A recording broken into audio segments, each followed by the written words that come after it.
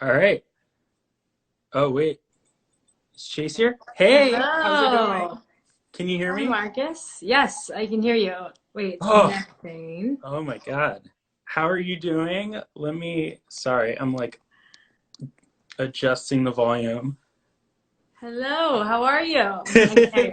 I'm Gotcha. good. Let me do a quick intro because this is actually the first time we're doing Scene Sealers, so it's very exciting to have you as the first guest. Um, but to our EW audience, this is Scene Sealers. It's a new show that we're doing about like when you watch shows, especially new ones, and see those new actors on screen and are like, they're doing so well. I have to go follow them on Instagram immediately. So it's definitely that sort of vibe. And I just like ran right through Generation as soon as I got it. So I'm so excited to have you, Chase, here talking to me Yes. about the show. I'm so excited to be here. So excited to be here. That was such a great intro. Yeah. Well, so everyone else can get to know you. My first question would be just if you could tell me a little bit about yourself, how you got from Detroit to Harvard to HBO Max. Yes. Oh my gosh. So I was as a kid I was very very shy. So my mom kind of forced me into theater as a way to get me to speak essentially. So I did that, but it was kind of just in the background as in chorus, like all throughout in the chorus all throughout growing up. And then it wasn't until college that I kind of started, toying with the idea that I would maybe like go be on the other side of the camera and kind of I moved more into like the film sphere. I studied film production, and have always loved writing as like a method to.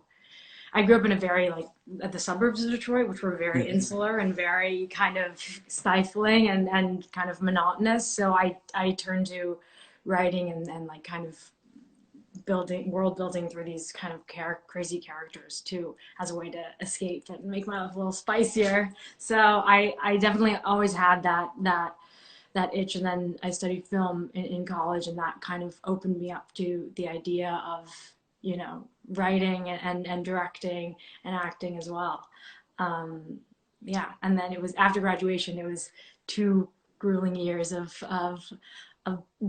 big graveyard of self tapes until I got Generation, which has been my biggest part yet. And yeah, it's such a joy to play. Yeah, how that happened? Because I heard you have kind of a unique story of how you got on Generation.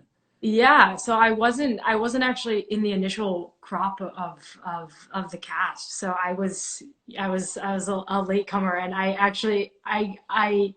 I got the self tape for the part of Riley like a day before they were about to start production on the pilot, which was wild that I came into the mix so late. But I was actually had a small part on another show, Betty, on HBO, where I was kind Hmm. of like a skater girl, like in the back, very much in the background of this show, and I I had just filmed my self tape right as I was going for my day of work for Betty. And so I was waiting to hear, waiting to hear my generation. And as I was like on my phone, like incessantly, even though this was like the first day of work I had had in so long, and I was so excited to be there. But I was just like praying that like something happened with generation, and I got a call back. And actually I had an allergic reaction while I was on the set of Betty. I ate some hazelnuts. I'm deathly allergic to at craft services, and I was in the hospital, and the second AD was like, "Where's that girl from the background? We need her in the background of the shot." And I was like, "I'm sorry, I'm going into anaphylactic shock." And it was like on literally on the hospital bed that I got the call back. I got the call. I got the part, the actual part for Yeah. Generation. So I like literally like 12 hours later, I was on a flight to LA to play Riley. It was a big whirlwind, but I feel like it works like in waves. There was like momentum from that last job that gave me the confidence to do my tapes for Riley. Oh my God. That's such a wild thing. But I think too, uh, it's hard to believe that it was such like a last minute casting because I feel like anyone who watches the show like can't see the role without you. Like and maybe had some issues with separating like the role from you. So I do wonder, like, how how much are you like Riley, and how would you describe her? And were you like her at all when you were in high school?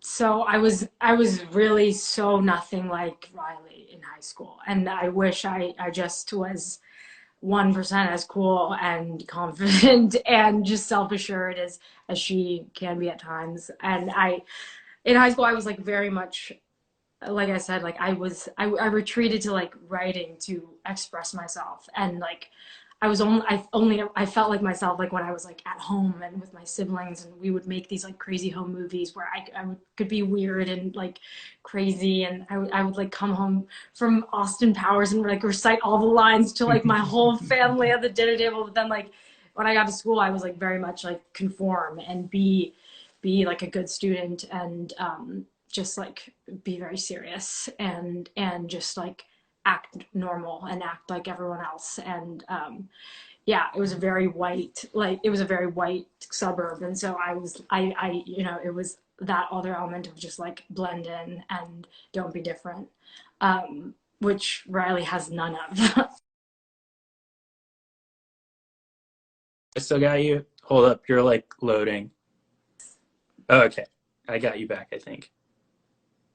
Okay, cool. Okay. um Yeah, so but yeah, it wasn't until like after high school that I kind of, grew into my own. And I think that kind of informed Riley much more.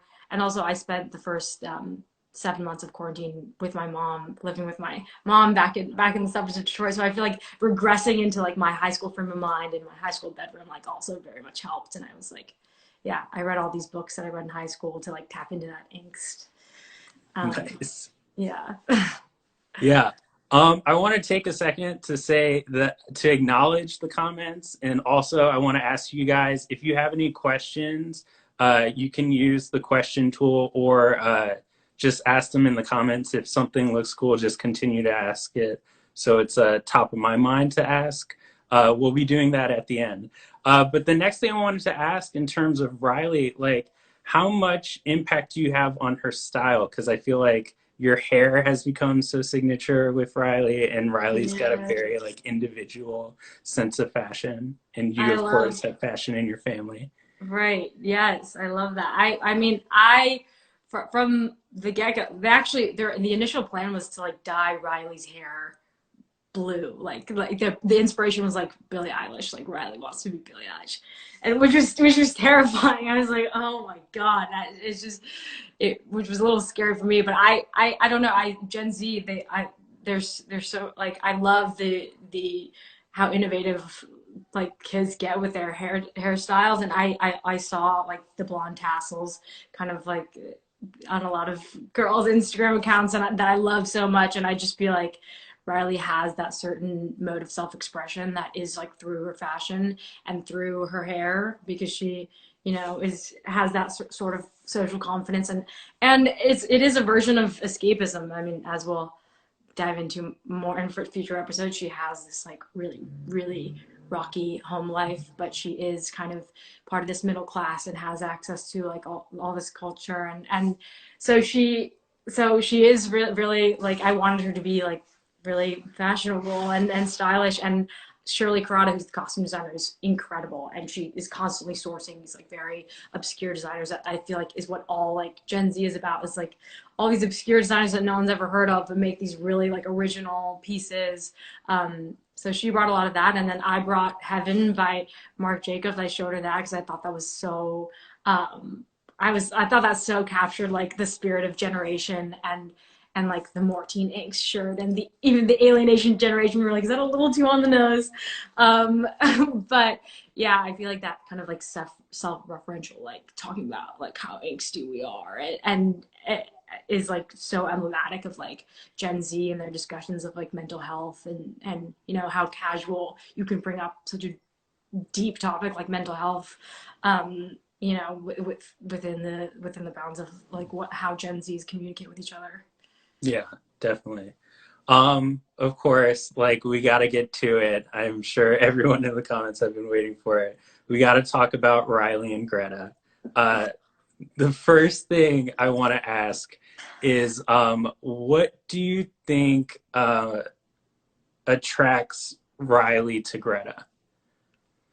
Great question. I mean, it is like so central to Riley's character, which is why I love this question so much. And I think Riley is someone who is so emotionally guarded in a way that she has no idea how emotionally, like the depths of her kind of trauma that have forced these barriers around her, which I think is like so important to how she interacts, and she goes out into the world, and with Nathan, her best friend, she still has all these guards up and secrets she doesn't share. And with Chester, she can be this fun, crazy personality, but she still, like, has this like soft side that she doesn't reveal to anyone, and personally, like, doesn't even have access to herself all the time necessarily, because with her mom, she has this like prickly persona. She's just, sending out all these signals of like,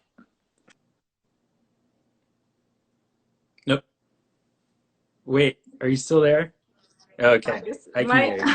my Instagram limit came up. I have a cap on my Oh phone. no.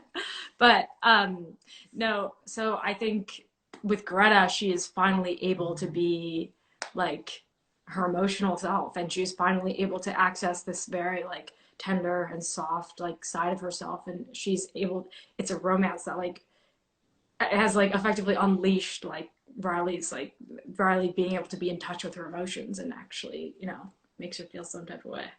Yeah, I love it. Do you think that Greta is the first girl that Riley's considered dating, or like Definitely, is maybe attracted to? definitely, definitely. I think so. Maybe not attracted to, but Mm, definitely the first girl where she has imagined, letting down her emotional boundaries, and feeling like very much herself, because as we see before, she kind of wields her sexuality in a very defensive sort of way, and yeah, yeah, doesn't let people in. yeah. I love that they're, regardless of what their relationship is, they're helping each other grow so much. Yes, yes. Um, of course, is it Griley or Ryletta? Oh my god, the people are coming at me for proposing either. I want to let people decide for themselves. People have proposed Loreno, which is a combination between Moreno, Greta's last name, and Lowe, Riley's last Mhm. name. So that one's pretty good. Which one do you like?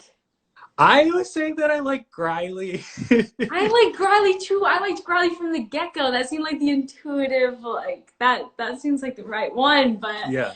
people think it's like, it sounds like gross or something. But I think it's cute. Riley. I like Riley. It Everyone's saying sounds please not like Ryletta. I feel like But Riley sounds like, I don't know, like fetch, like a word people would try to make happen, but yes, yes. But it doesn't necessarily catch on. But that's the point of these things. Riley.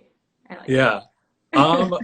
Well, what has the fan response been like, especially considering that you're in this ship situation that people are obsessed with? I mean, I think from both sides, people seem to really relate to this sort of love story between Greta and Riley. It's like very much like a push and a pull, and something that everyone can kind of project themselves into, whether it's through Greta's perspective or through Riley's perspective. It is like this universal like inability to communicate how you're actually feeling, and that's what's so frustrating, I think, about Greta and Riley's story is like it is they just why can't these two people just love each other, like, and it's just so it just really just like tugs at your heart, because if they had the devices to have an honest conversation about their emotions, like they could work this out. They just don't at this age, like they just, and it's not even relative, it's not even specific to this age. It's just all it's a universal feeling, like Totally. without the line of communication, it just crumbles. Were you ever a big shipper? Like, do you feel like if you weren't a part of the show and were watching it, you would be super invested in Riley and Greta too? Definitely. I would be screaming at the screen. I mean, even when I watch it, I know people have a hard time watching, their own work, but I am like screaming when I watch the scenes, and obviously it's loaded when I watch it, but yeah, I would I'm definitely Team Griley. Oh my gosh. I want to get into Riley herself a little bit. I see her as the glue between the kids. Like I feel like she's cool with everyone. Do you think that weighs on her though? Is that something that we're slowly seeing that like she sort of takes in everyone's problems, but no one's really like acknowledging hers? Yeah. I mean, I think whether that aspect weighs on her or not, I think she likes kind of being the one to the having the auspice of like, I have my shit together. What's your problem? What can I help you with? And I think it is like a certain burden that she puts on herself, but it's also a deflection mechanism to to make herself trick herself into believing that things are calm and controlled and collected in her life when really that's not necessarily the case at all. And I think like her photography is another method of kind of just pointing outwards and never kind of reflecting internally to see like what she doesn't necessarily want to see. It's kind of that sort of the mentality of like being the glue and being capturing things and like creating this nostalgia of the group is like a way to kind of shove your problems underneath the rug a little bit. So I think Oh, yes, I mean definitely it definitely weighs on her, but how much she's aware of that is another question. yeah. And I think definitely looking at where we left off, I believe episode 7, it's like a big moment of like her making her mistakes and kind of figuring out like who she is. And with that, like, what can you tease about the finale and maybe even part 2 of Generation? I can say that I watched the finale, and without spoilers, it's so good. I Oh, really enjoyed it. I'm But yeah, so if you could glad you like it. tease anything about that in part 2. Yeah, I mean, I think what's interesting about how it was left with part 7, I think you see like a breakdown from Riley and a lot of the characters from Chester and even from Greta in a way. I think like just going forward, I mean, to me, like the tone of the show over the course of the first 7 episodes changes so much, and as soon as you're able to spend time with these characters and see them go through this journey, it's like it becomes so much more of like an emotional type show where you're able to sit with these characters, and I think there's just so much because it's going to be a, can I say that, there's going to be a Yeah. lot more episodes. There is that time to like spend with the characters where you're able to just have like these quiet moments, where you're really able to see like the not like social presenting side of these characters. You're able to sit with them, and so I think that's something that's so special because all these characters are so specific and going through their own really sort of interesting and turbulent things. So and especially for Riley, there's a lot more to come in the second half with what actually the specifics of what she's going through. And Yeah. it's been so fun. So I can't wait for people to see.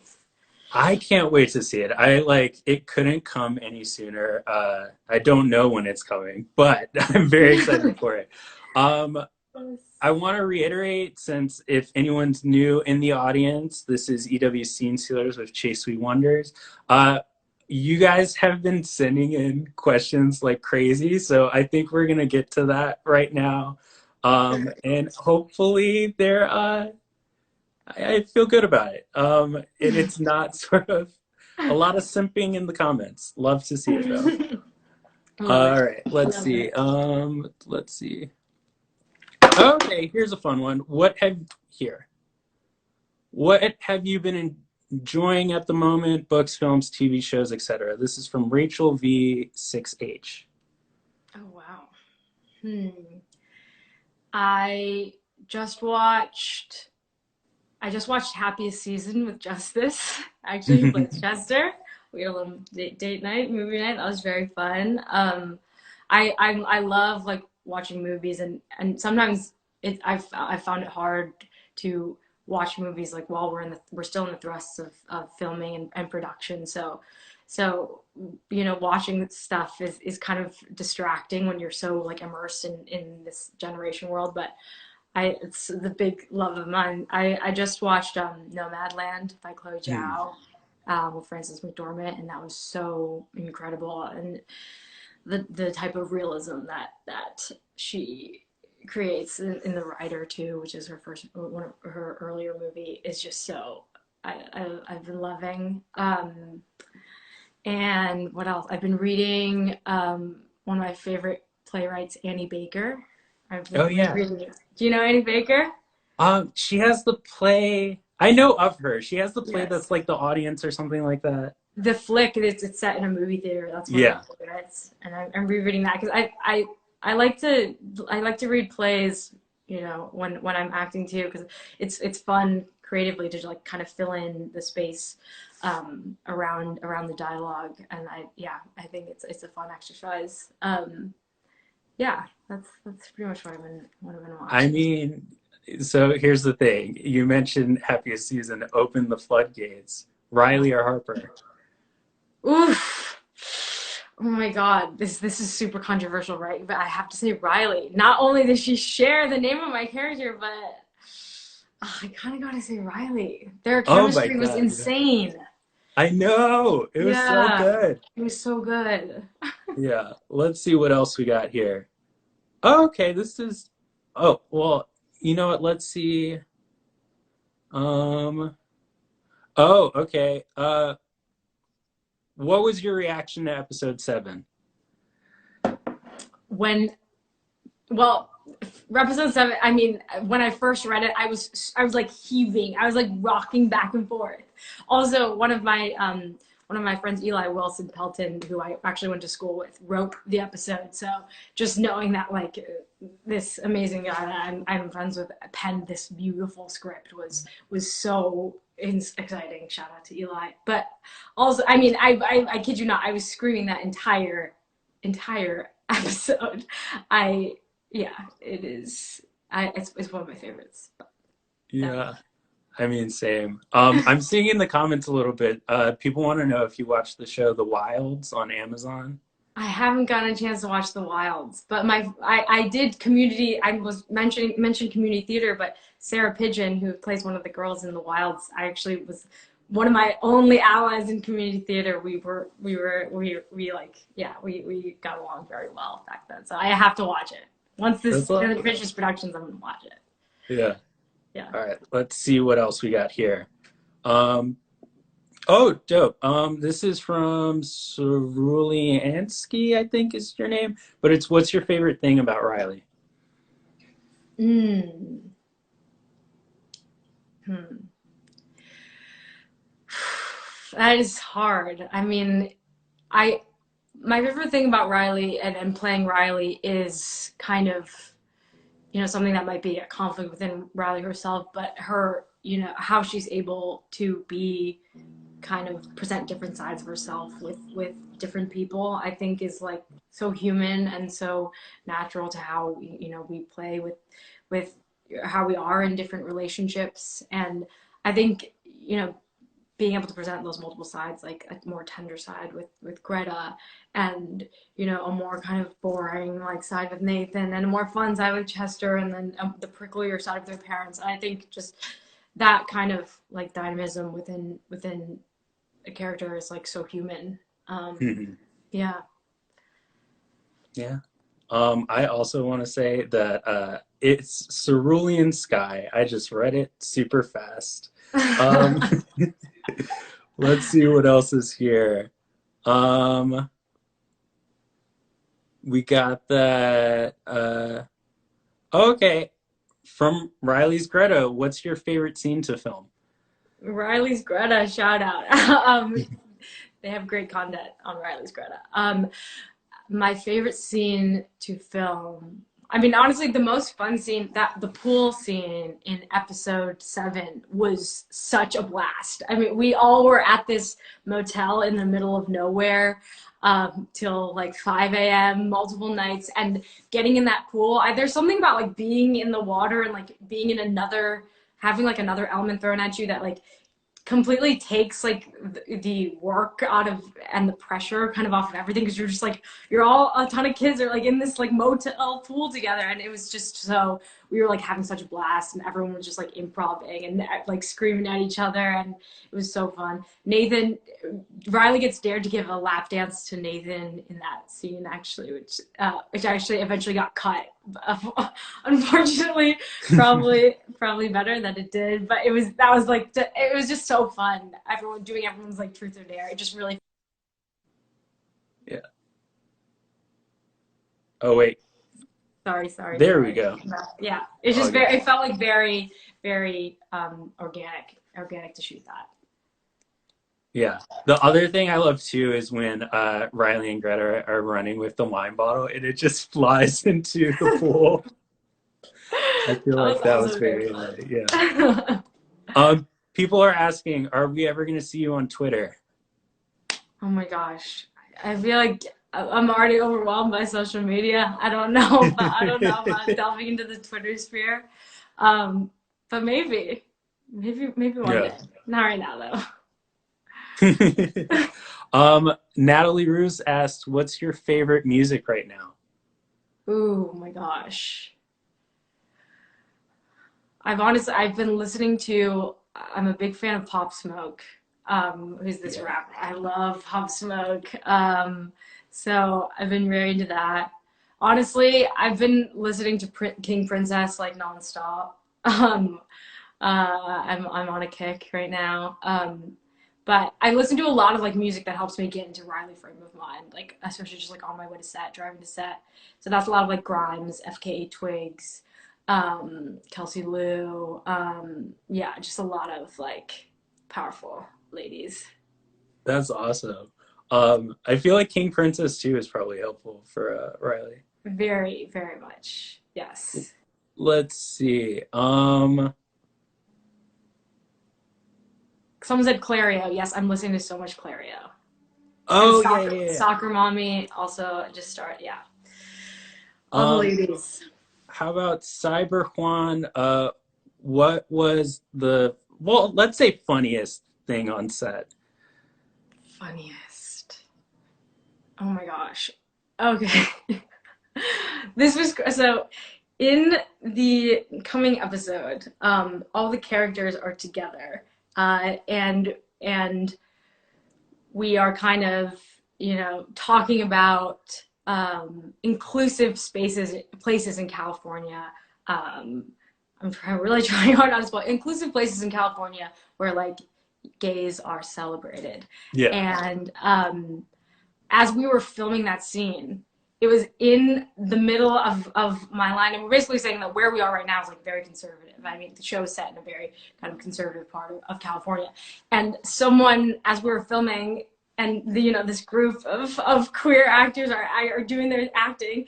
I was saying my line, and a car passed by and screamed, can I don't know if we can I say this You on here? can, you're They good. Yeah. screamed, pussies! Like so loud at the top of their lungs. And everyone just turned, and like everyone just went with it because it was so fitting for them to be in this conservative part of California, and to get like completely like chirped at from this like aggressive passerby. And everyone like burst out laughing, but like also like folded it into like how they played the character. So that was a wild like coincidence that happened on set. That was very funny. Yeah. I like that you also fit in like another good teaser for the finale. Yes, I Um, did. but we gotta wrap things up. I want to say thank you so much for talking to me.